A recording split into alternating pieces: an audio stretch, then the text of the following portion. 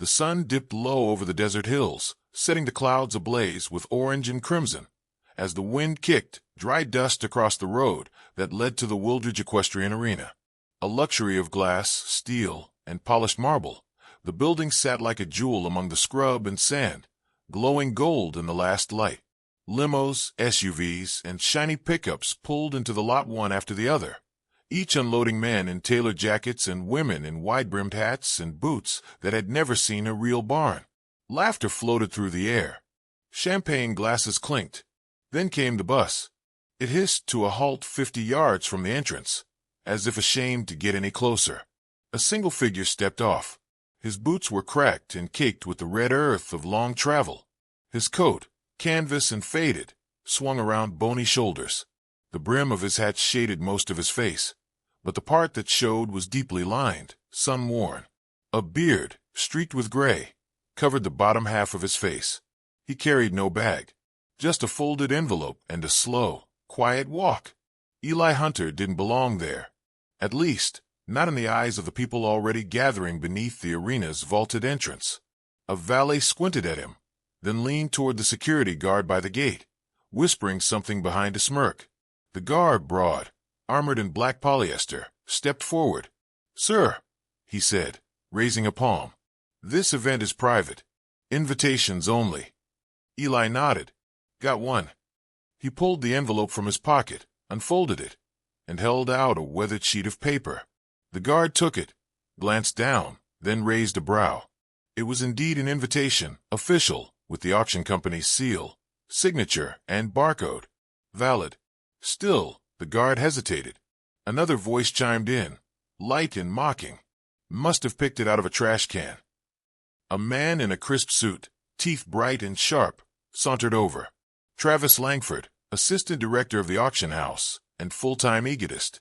He looked Eli up and down like he was assessing a mold problem. "I'm afraid we don't allow walk-ins from off the streets," Travis said, barely hiding a sneer. "You'll need to leave." Eli didn't flinch. He took the paper back, folded it carefully, and tucked it into his coat. "The invitation's real. I came to see the horses. That's all." "Then go to the county fair," Travis snapped, turning to the guard. "Remove him." The guard, uncomfortable, glanced between them. "Sir, please don't make this difficult." "I'm not here for trouble," Eli said. His voice was calm, but something in it, steel under dust, made the guard hesitate. "You're making a scene," Travis muttered. "Do I need to call the sheriff?" Before Eli could reply, another voice broke through the rising tension. "Let him be." A young woman, early 30s, stepped forward from the crowd near the stables. Her jeans were worn in the way that only hard work could earn, and her boots were stained with real dirt. She had hay in her hair and confidence in her stride. "Name's Maya," she said to the guard, nodding. "I work the barns. He's not hurting anyone." Travis rolled his eyes. "You don't make the rules." "No," she agreed. "But neither do you." She turned to Eli. "Come on. I'll show you the horses." Eli dipped his head in quiet gratitude and followed her through the side gate, past rows of trailers and pens, into the back lot of the arena. As they walked, Maya spoke without looking at him.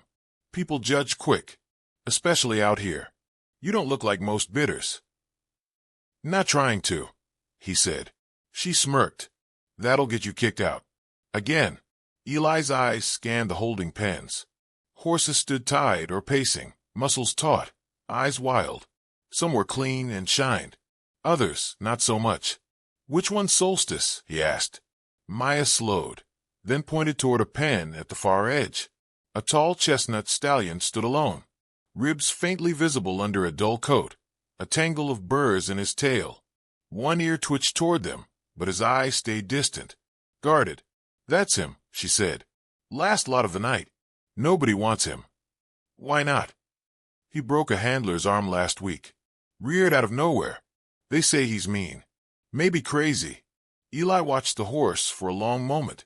"He's scared. Not crazy." Maya glanced at him. "You a vet?" "No. A trainer." "Used to be." She caught the wording, but didn't press. "Still planning to bid?" "If he makes it through the night."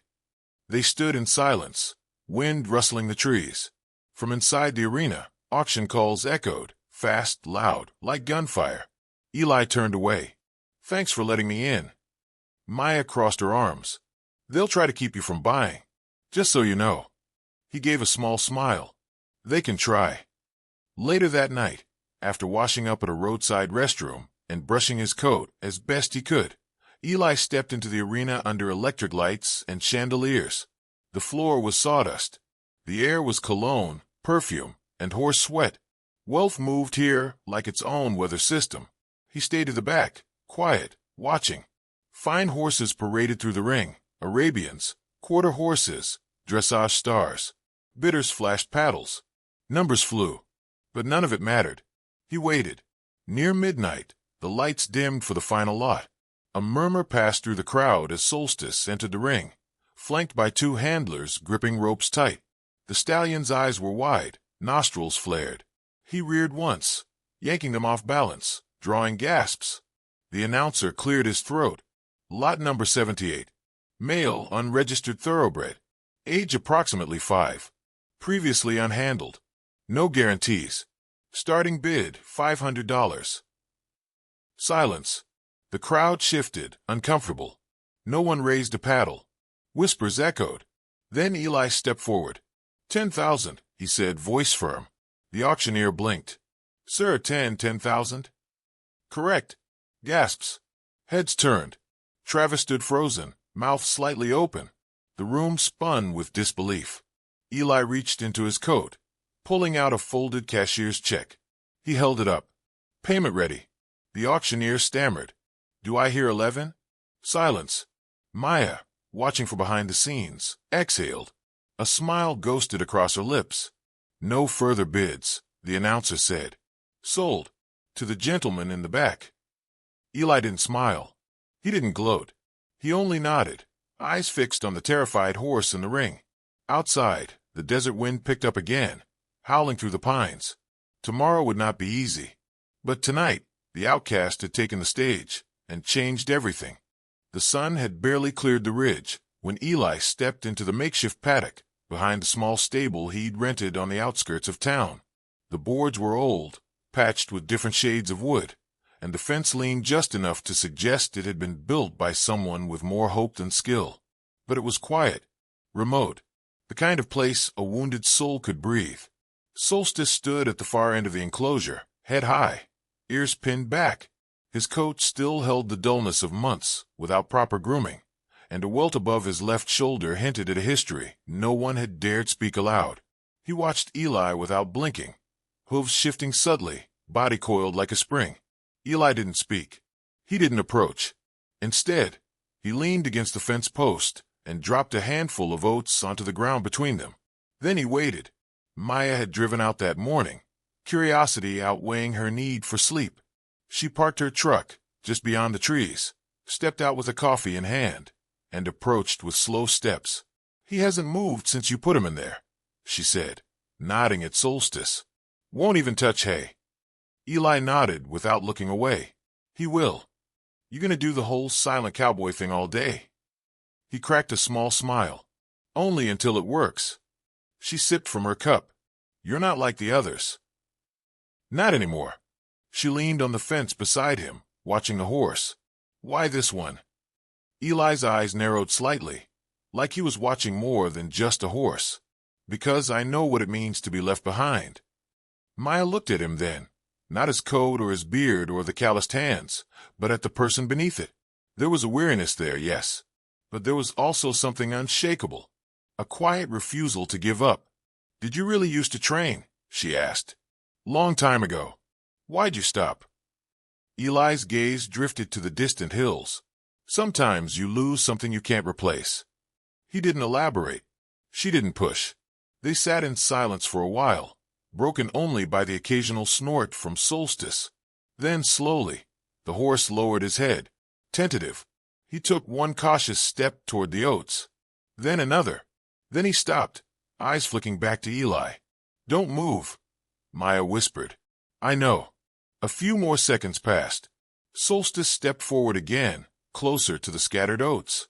He sniffed once, then began to eat, carefully, as if even the grain might betray him. Maya's lips parted slightly in surprise. That's the first time he's eaten since he got here. Eli finally stepped back from the fence, not to rush the moment, but to give space. He knew trust was a currency that took time to earn and seconds to lose. Day by day, the rhythm settled into something gentle. Mornings began with silence, a handful of oats, and stillness. By the third day, Solstice didn't retreat when Eli entered the pen. By the fifth, he took food directly from Eli's palm, though his muscles still twitched, ready to flee at the slightest provocation. There were setbacks. One afternoon, a nearby ATV backfired, and Solstice bolted, so hard he nearly broke through the fence. It took hours to get him calm again. Another time, when Eli gently raised a halter, the horse reared, eyes wild with panic. That night, Eli didn't try again. He just sat in the dirt nearby until the moon rose. Maya became a regular visitor. Sometimes she brought supplies. Other times she brought questions. "Where'd you learn to do this?" she asked one afternoon, watching Eli work a long lead rope near Solstice without ever tugging it. "My wife," he said. "She had a gift. Said the horse teaches you, if you're willing to listen." "Is she gone?" he said quietly. The way he said it didn't invite sympathy, just understanding. Eli glanced at the horse, then added, "We had a farm, back in Wyoming. Took in rescues. Gave him time. We thought it'd be forever." Maya nodded slowly. "What happened?" He didn't answer immediately. Then, in a voice low and stripped of emotion, he said, "Fire. Took everything. Horses. Barn. Her." Maya swallowed hard, unsure what to say. She had seen grief in many forms, shouting, silence, anger, but never had she seen held like this. Worn like a weight, accepted but never shed. "You left after that?" Eli gave a slow nod. "Didn't see a reason to stay. Been drifting ever since. Odd jobs. Moving fence posts, fixing roofs. Stayed out of sight. Until I saw that listing." "You think saving this horse will fix something?" "No," he said, "but maybe it'll help me remember who I was." That evening, under a sky streaked with lavender and fire, Solstice let Eli place the halter on him without resistance. His ears twitched nervously, but he didn't bolt, didn't rear. Eli stroked his neck gently, whispering something only the horse could hear. It was a quiet victory, but it felt like thunder. In the following days, the bond deepened. Solstice began to follow Eli around the paddock, mimicking his movements, mirroring his calm. Maya helped when she could, offering fresh hay, helping muck stalls, but mostly she observed, fascinated by the transformation. News of the auction incident had spread. Videos taken on smartphones were shared online. Some laughed, others praised, but a handful reached out with curiosity, wanting to know who the homeless horse whisperer was. Eli ignored them all. He wasn't doing it for recognition. But one day, a truck rolled up that didn't belong to Maya or the feed delivery. A man in jeans and a collared ranch shirt stepped out, eyes sharp beneath a weathered hat. He introduced himself as Jonah Blackwell, head trainer at Ridgeview Stables, a premier facility 2 towns over. "I saw what you did," Jonah said. "Heard you worked miracles with a horse nobody could touch." Eli didn't respond. Jonah leaned on the fence. "I'm not here to sell you anything. Just watching." He stayed silent for an hour as Eli worked with Solstice, guiding him through small lunges, stepping over poles, backing on command. The horse was still jumpy, still easily spooked. But he listened. Afterward, Jonah nodded. "You ever think of training again? Professionally?" Eli shook his head, not looking for a job. Jonah gave a small smile. "Didn't think so. Just figured someone ought to say it. You're damn good." That night, Maya brought by dinner. They sat under the stars, passing a tin plate between them. "People are starting to notice," she said. Eli stared into the fire. "That's not why I'm here." "I know, but maybe that's why it matters." The next morning, Solstice trotted up to greet him, not out of fear, not for food, but trust.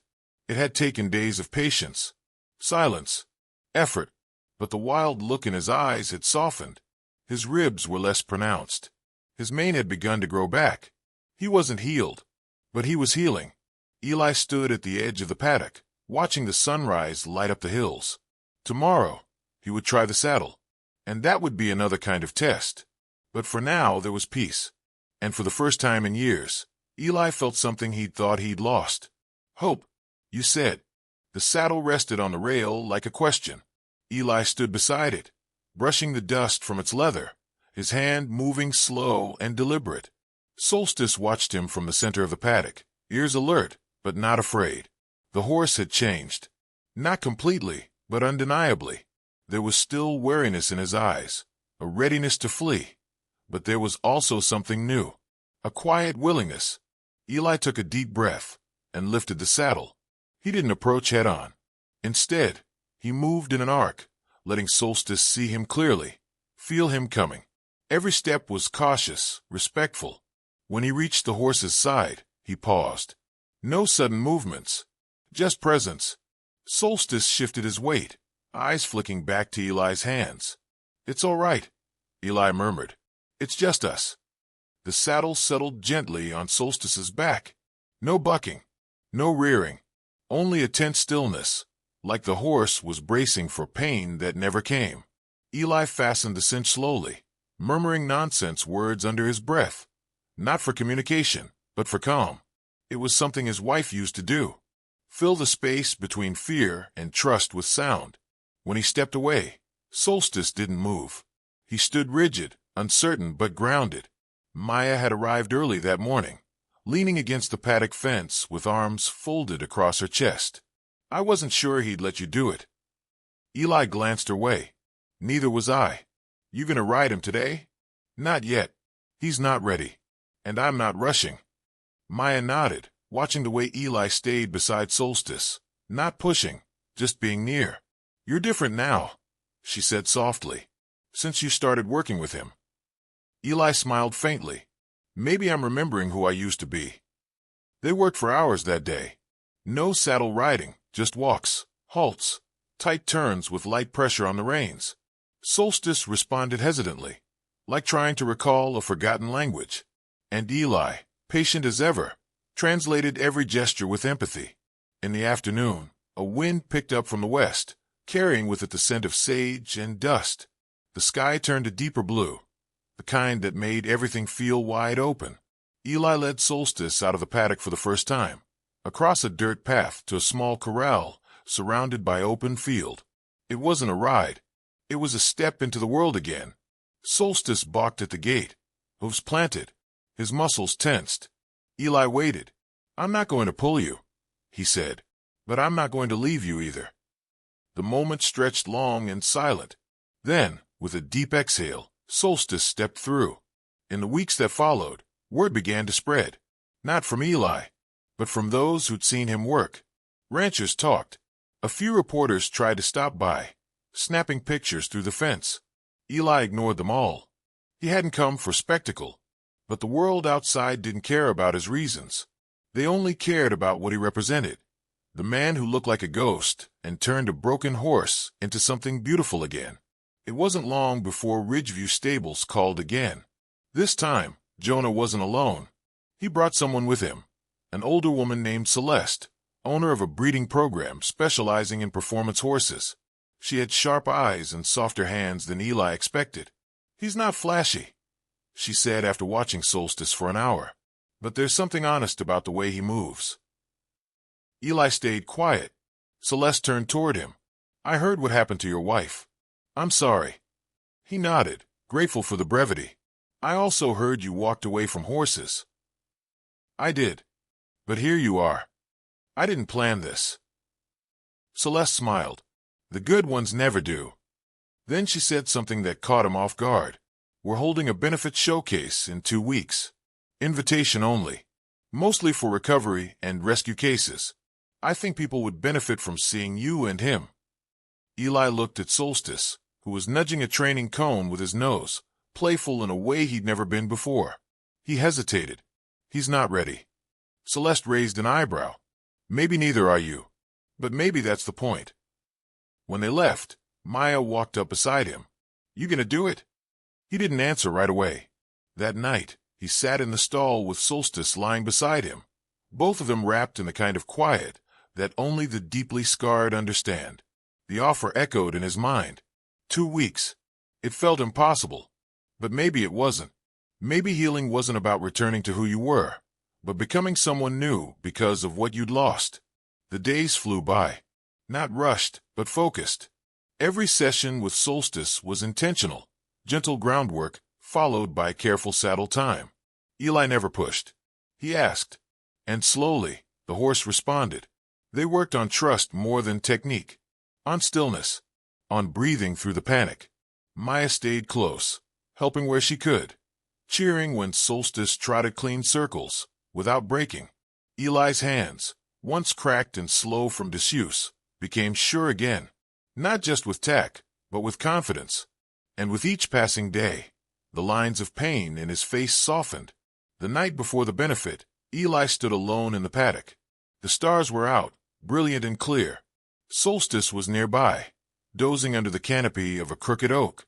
Eli thought of his wife, her voice, her laugh. "I wish you could see him," he whispered into the dark. He didn't cry, but something in him loosened.